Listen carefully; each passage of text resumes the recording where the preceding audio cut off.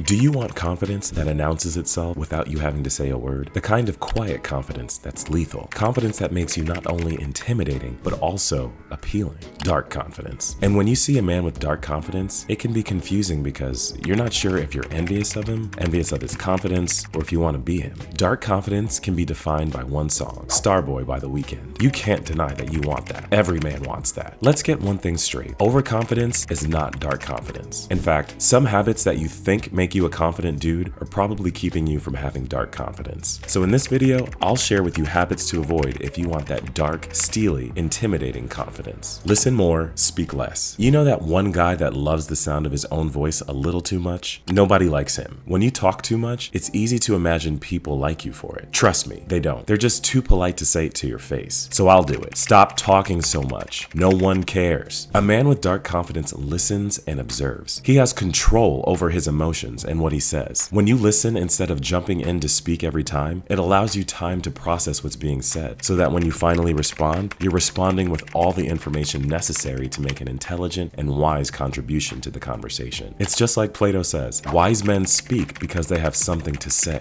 fools because they have to say something. So instead of spitting out the first thought that pops into your head, stop and listen. Don't just listen so that you can interrupt later and make the conversation about you. Otherwise, you'll come across as a narcissist.